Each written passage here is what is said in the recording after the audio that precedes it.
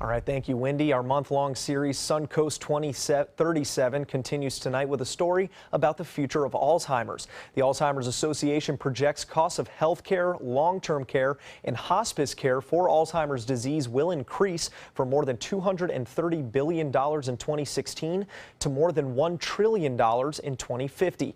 ABC 7's Alex Redmond looks to what may be done in the future to stop this debilitating disease.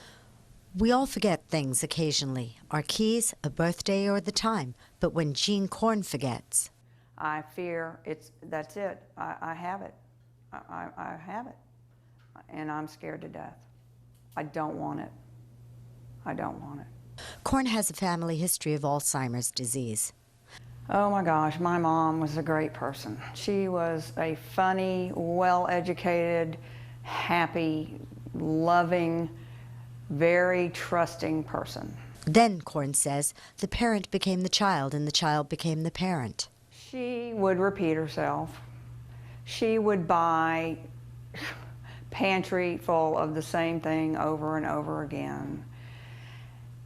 And like the typical dementia or Alzheimer's patient, she would forget where she put things.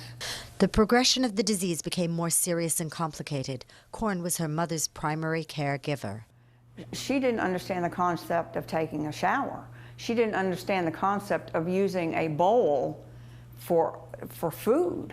The emotional toll on Korn's family was devastating. Because we all love my mom, and it was very hard for them to see that blank look on her face and say, who is that? Who is that? According to the Alzheimer's Association, 5.4 million people in the U.S. have Alzheimer's disease. Sarasota County, more than 18,600, and Manatee County, more than 11,300.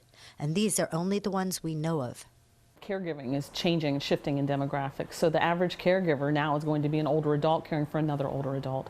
So a 70-year-old woman caring for a 79-year-old man who may have those cognitive changes. That it looks like the demographics. Karen Reynolds of Sarasota Memorial Hospital's geriatric department is an advanced practice nurse and says we need to prepare future caregivers. And all of a sudden they have to provide these high-tech medical, they have to manage finances, end-of-life decisions, and this creates, again, that huge emotional stress. Reynolds says this is where we are now with treatment.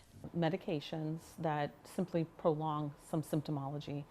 There's a lot of research that is currently going on with regards to looking at proteins in the brain. So there's been a number of years where medications were failing, trials were failing, but now we have a way of measuring amyloid in the brain from the outside using a PET scan. So when we have a targeted therapy that goes after amyloid, we know we're giving it to people who have amyloid in their brain. Roskamp Institute in Sarasota conducts clinical trials and is dedicated to developing medication and therapeutic treatments for Alzheimer's disease.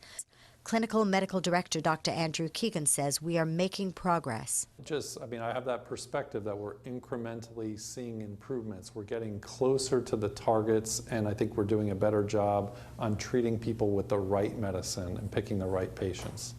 Reynolds says the hope is a healthy lifestyle will help slow progression. Exercise, the right foods to eat, socialization, managing depression, early depression. There are some symptoms that do precede Alzheimer's on a continuum for brain health. Korn leads a healthy lifestyle, exercises both mind and body, and says taking care of Mom while grueling was a privilege. You can't get angry, you can't get mad, you have to go with whatever is happening.